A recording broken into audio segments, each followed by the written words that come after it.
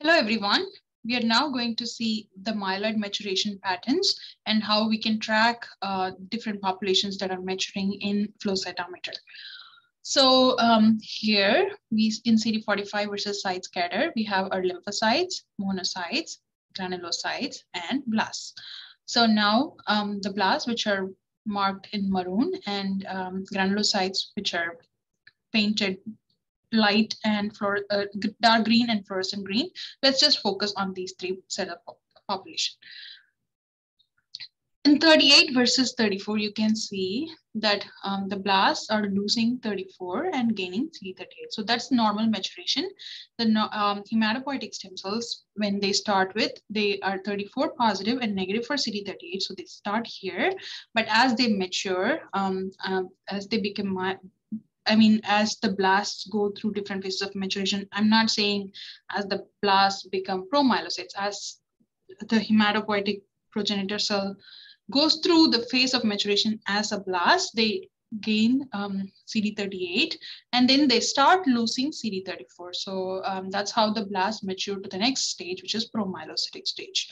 And similarly, they also are initially negative for CD117, then they start acquiring CD117, and then they start losing CD34 as they migrate towards the promyelocyte stage, and then at some point they will lose the 117 too. Same for HLA-DR, they will start with just being DR positive, and then slowly they will become DR negative, which is going towards this direction, that is DR negative. At the same time, they also acquired the myeloid specific markers like 13 and 33. So like here you can see that this blast population is acquiring CD13, but at the same time losing HLA-DR. So basically they lose CD34, HLA-DR, and they gain CD38, and then they gain CD13 and CD33. And in between, there is a phase where they gain CD117, and then they lose it as they mature, as they become, as they enter the promyelocyte stage. Initially the promyelocytes are positive, and then somewhere during their maturation, before transitioning into myelocytes, they lose 117 too. With CD34 and 13 and 34 versus 33, you often see this nice reverse inverted C shape of maturation.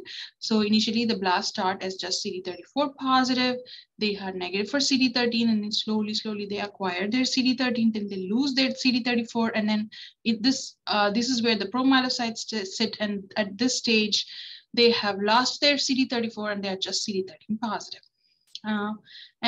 Same for CD34 versus 33, the blast start as CD34 positive, negative for 33, then they gain 33, then they lose 34, and they are just 33 positive, as you see in promyelocytes.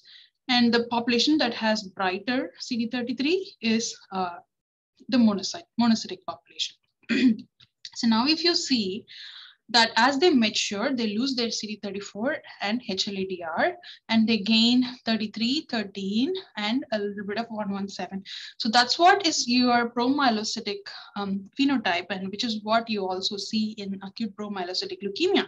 If you remember, the blasts in promyelocytic leukemia are negative for CD34, they are negative for HLA-DR, but they have bright CD33, they have CD13 expression, and they can have variable CD117 expression. So basically, they just follow the normal maturation pattern, and because they have crossed the stage of blast and reached the promyelocytic stages, they lose CD34 and HLA-DR. So it's important to realize that you need to know what normal maturation looks like, because the neoplastic counterparts most of the times will carry forward their normal immunophenotypic pattern. Although there will be some aberrancies, they will still have identifiable phenotypic pattern to their normal counterparts. Now, when we go further, the promyelocytes are positive for CD13, they're negative for CD16. CD16 is expressed only in the late stages of maturation, that is in the neutrophils and bands. So initially they are negative. So as the promyelocytes mature to myelocytes and metamyelocytes, they gradually gain CD16, and the brightest CD16 is expressed by neutrophils. One thing important to note is that in CD13 versus 16, almost every lab will have this plot, CD13 versus 16 plot. You will always see this nice Nike swoosh pattern or a tick mark like pattern. That's what most people call it as, with 13 versus 16. Here 13 is in y-axis and 16 is in x-axis. You need to remember that also. So initially the promyelocytes have 13. As they mature, they lose their 13 expression in myelocyte stage. And again, when they mature, in the metamyelocyte state, they start regaining that CD13 and they express very bright CD13 as they become neutrophils. So this nice Nike swoosh pattern is very important to remember, because when there is MDS or dysplasia or anything that disturbs the marrow, like rapid regeneration or GCSF administration, anything, so that's going to disrupt this nice shape, and you're going to probably see them going directly like this without losing their CD13, or this curve may be uplifted. So it's very important to see the shape of the curve and if it is maintained or not. And CD10 is also expressed only in the mature B cells, mature granulocytes in the bands and neutrophils. So initially they are negative. That's what here we are seeing. In CD13 is positive in many of the granulocytes except myelocytes. So these are the myelocytes that don't have CD13. But as the maturation progresses, CD13 and CD10 becomes brighter, and neutrophils express bright CD13 and CD10. In CD10 versus 16, we see that mature neutrophils express the brightest CD16 and CD10. So they are initially negative for CD10, then they first start acquiring CD16, and at some point they get maximum CD16 and then start acquiring CD10, and they are positive for both CD10 and CD16.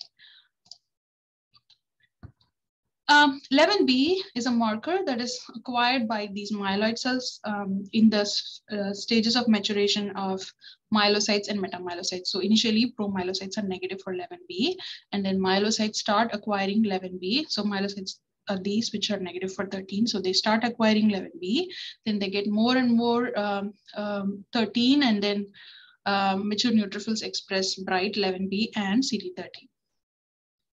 So immature stages of myeloids express bright CD33, but as they become more mature, they express only dim CD3.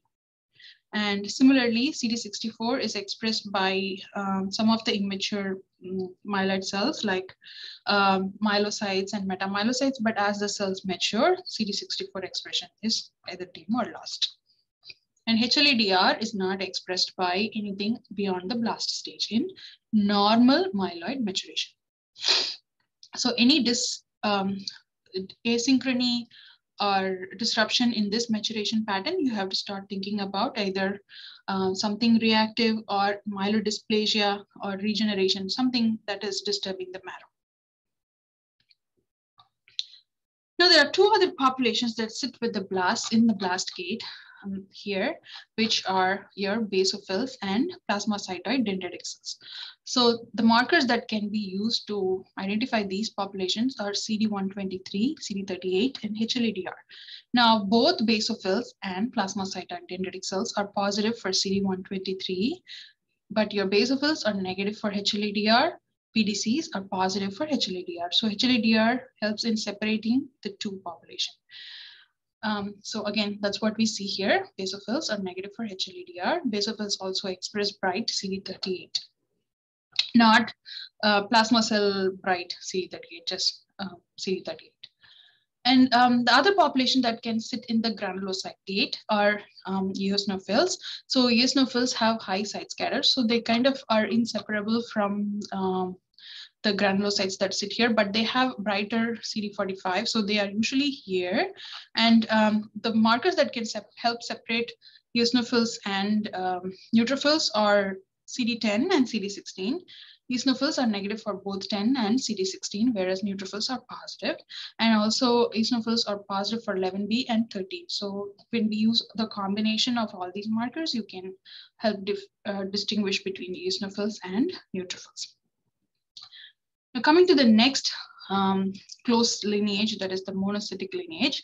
So you know that the myeloid and monocytic cells have the same precursor, common precursor, and once so they are all positive initially for 34, 117, HLA-DR 13 and 33, and then but as they mature, they lose 34 and 117 and start getting just the monocyte specific markers like CD64, CD14, and CD11B, etc.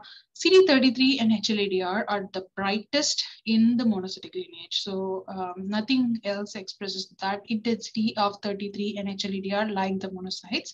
And 64 is bright in the mature monocytes.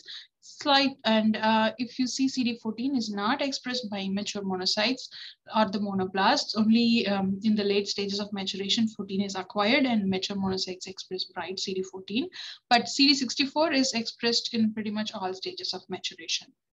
Both promonocytes and mature monocytes express CD64. Similarly, CD11B and CD13, they are slowly acquired and they reach their brightest intensity in the mature monocytes. The mature monocytes are painted orange here, and the immature monocytes or the promonocytes are painted in the crimson here.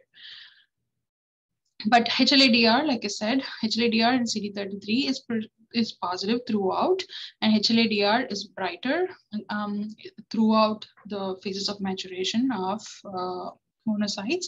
Here you can see that 11B, however, is obtained in the late stages of maturation.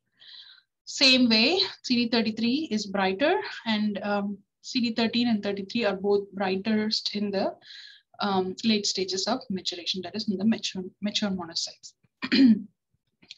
The other lineages, erythroid and megakaryocytic differentiation, their maturation is pretty straightforward. They initially start as being CD45 positive when their progenitors are 34 may be positive, and then but they quickly lose 34 and 117 and start acquiring lineage specific markers.